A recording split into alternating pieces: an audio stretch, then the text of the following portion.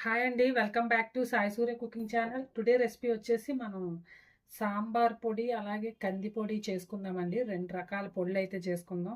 చక్కగా మనం సాంబార్ పెట్టుకునేటప్పుడు వేసుకోవడానికి సాంబార్ పొడి, అలాగే రైస్లోని వేసుకొని తినడానికి కంది పొడి. ఫస్ట్ అయితే సాంబార్ పొడి చేసుకుందామండి. సాంబార్ పొడి అయిన తర్వాత నెక్స్ట్ ఇంకొక పొడి చేద్దామండి. సో సాంబార్ పొడి అలాగే కంది పొడి ఈ రెండింటిని కూడా మనం ప్రిపేర్ చేసుకుందామండి ఈరోజు అయితే. దానికి కావాల్సిన ఇంగ్రీడియంట్స్ అండి, ముందుగా సాంబార్ పొడికి కావాల్సిన ఇంగ్రీడియంట్స్ అండి: కొద్దిగా కందిపప్పు, అలాగే కొద్దిగా శనగపప్పు, ఒక 3 చెంచాలు ఉంటుందండి శనగపప్పు, గుప్పెడు ఎండుమిరపకాయలు, నెక్స్ట్ కొద్దిగా ధనియాలు, ఒక 2 స్పూన్స్ రైస్ బియ్యం, అలాగే ఒక 2 చెంచాలు మినప్పప్పు, ఒక 1 స్పూన్ మెంతులు, అలాగే జీలకర్ర, కొద్దిగా మిరియాలు. సో ప్రాసెస్ అయితే స్టార్ట్ చేద్దాం రండి. ఇప్పుడు ముందుగా స్టవ్ వెలిగించుకొని ఒక కళాయి పెట్టుకుందామండి. ఫస్ట్ శనగపప్పు వేయించుకుందామండి.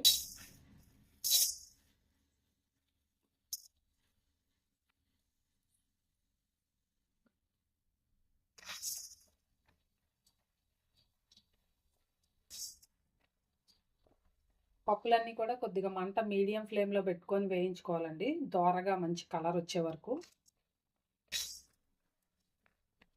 శనగపప్పు కాస్త ముందుగా వేయించుకుంటే మనకి కాస్త టైం పడుతుందండి శనగపప్పు వేగడానికి. సో మిగతా అంటే ఫాస్ట్గా వేగిపోతాయి కదా.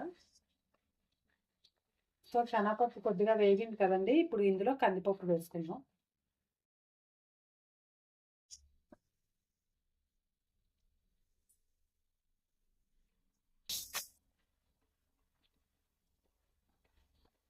దీన్ని కూడా కాస్త కలర్ వచ్చే వరకు వేయించుకోవాలండి. ఇవి వేగాయి కదండి, ఇప్పుడు వీటిని ఒక ప్లేట్లోకి వంచేస్తున్నామండి.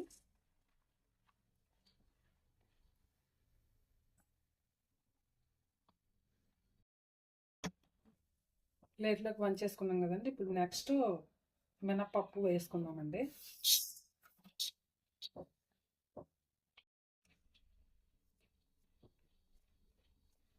నెక్స్ట్ ఇది కూడా వేగిన తర్వాత మెంతులు వేసుకుందామండి.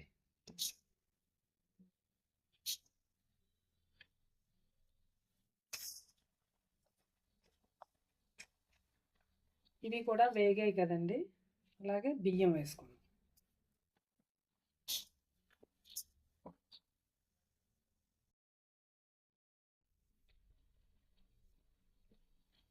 వీటిని కూడా కొద్దిగా లైట్గా వేగనివ్వాలండి.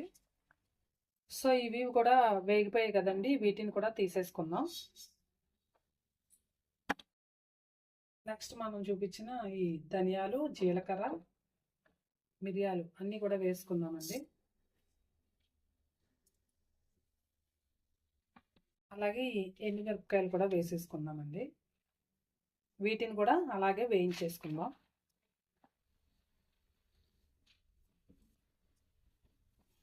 ఇప్పుడు ఇవి వేగేటప్పుడే మనం కొద్దిగా కరివేపాకు వేసుకుందామండి. కొద్దిగా ఒక గుప్పెడు కరివేపాకు. సో ఇవన్నీ కూడా మీడియం ఫ్లేమ్లో మంట తగ్గించుకొని లో ఫ్లేమ్లో పెట్టుకొని వేయించుకోవాలండి. అలా అయితేనే మనకి ఈ పొడి కూడా చాలా రోజులు పాడవకుండా మనకి సాంబార్ కూడా చాలా రుచిగా ఉంటుందండి. సో ఇప్పుడు మనం దీన్ని స్టవ్ ఆఫ్ చేసుకుందామండి. వీటిని కూడా ఒక ప్లేట్లోకి తీసుకుందాం. చల్లారే కదండి, ఇవన్నీ కూడా ఒక మిక్సీ జార్ తీసుకొని వేసుకుందామండి. వీటన్నిటిని కూడా జార్లో వేసుకొని పొడి చేసుకోవడమేనండి.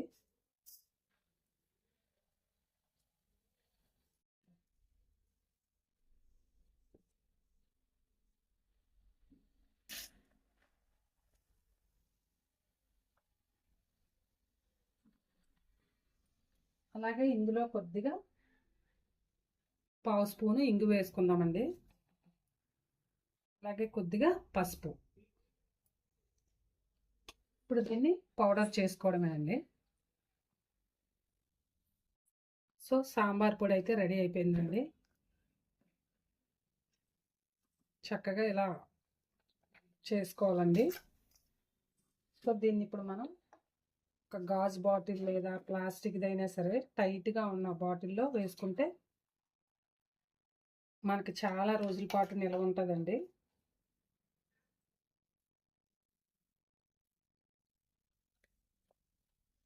అంతేనండి, సింపుల్గా హోమ్ మేడ్ సాంబార్ పొడి అయితే రెడీ అయిపోయిందండి.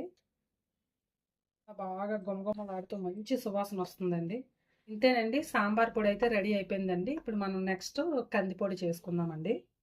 ఇప్పుడు కందిపొడిని చేసుకుందామండి. కందిపొడికి కావాల్సిన ఐటమ్స్: ఒక కప్పు కందిపప్పు తీసుకున్నానండి. అలాగే ఎండుమిర్చి, జీలకర్ర, 2 చెంచాలు శనగపప్పు, ఒక 3 చెంచాలు పెసరపప్పు తీసుకున్నానండి. ఈ రెండు లేకపోయినా సరే ఒక కందిపప్పుతో కూడా చేసుకోవచ్చండి. కందిపప్పుతో కూడా చేసుకోవచ్చు. మా అమ్మ అయితే నా చిన్నప్పుడు అలాగే చేసేదండి. పెసరపప్పు, కందిపప్పు ఈ రెండింటిని కూడా కలిపి చేసేదండి కందిపొడి అనేసి.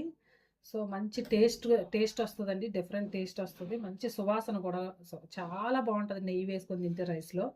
ఈ రెండు లేకపోయినా దీంతో కూడా చేసుకోవచ్చండి. కొద్దిగా చింతపండు కూడా వేసుకొని చాలా బాగుంటుంది.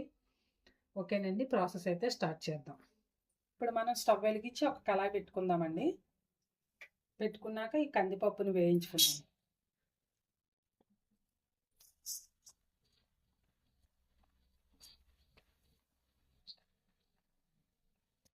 కొద్దిగా రంగు మారే వరకు వేయించుకోవాలండి. ఇలా ఈ రంగులోకి వేగాలండి. ఇలా ఈ కలర్ రావాలి. ఇది వేగింది కదా, దీన్ని తీసుకుందాం ఇప్పుడు. అలాగే నెక్స్ట్ ఈ శనగపప్పు వేయించుకుందాం.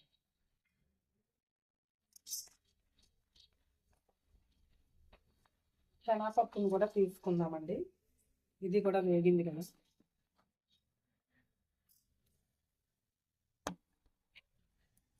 నెక్స్ట్ పెసరపప్పు వేస్తున్నాం.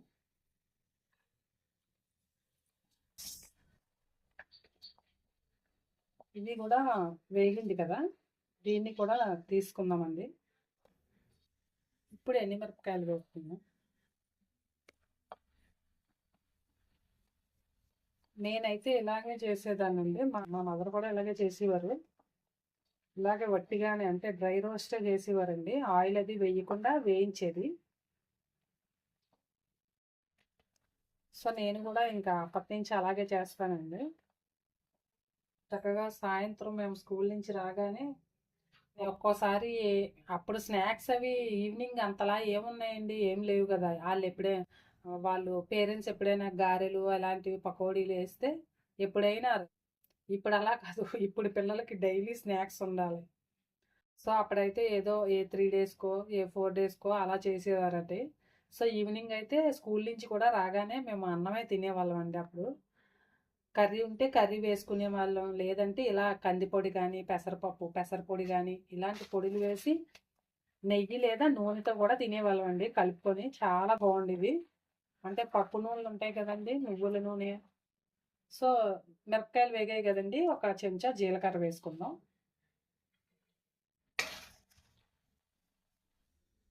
ఇప్పుడు ఇందులోనే కొద్దిగా చింతపండు అండి, ఇది కూడా వేయించేసుకుందాం.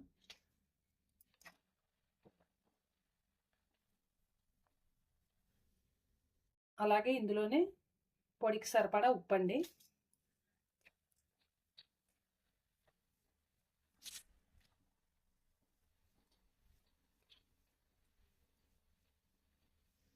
అప్పటి రోజులే వేరులేండి, అలాగే తినేవాళ్ళం అండి. ఇప్పుడు అలా కాదు, ఏది కావాలంటే అది చెయ్యాల్సిందే. సో మిరపకాయలు కూడా రంగు వచ్చేసాయి కదండి, వీటిని కూడా మనం స్టవ్ ఆఫ్ చేసుకొని తీసుకుందాం. కూడా వంచేసుకుందామండి. సో చల్లారాయి కదండి పప్పులు, దీన్ని కూడా మనం మిక్సీ చేసుకుందామండి.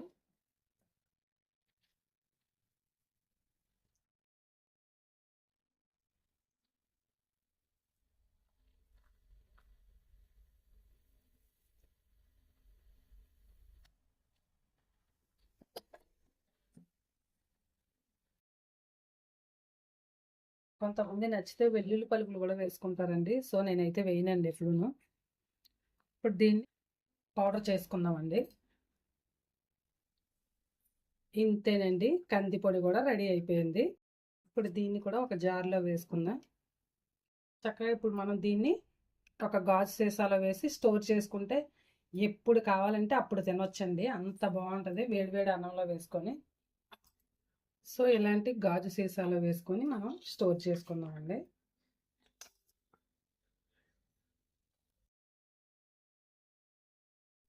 ఏ సీజన్లో అయినా చాలా బాగుంటుందండి. ఇంకా సమ్మర్ ఏంటి, వింటర్ ఏంటి, రైనీ ఏంటి, ఏ సీజన్లో అయినా వేడివేడి అన్నంలో కొద్దిగా నెయ్యి వేసుకొని 2 ముద్దలు తిన్నామనుకోండి, మనసుకి చాలా హాయిగా ప్రశాంతంగా ఉంటుంది కదా.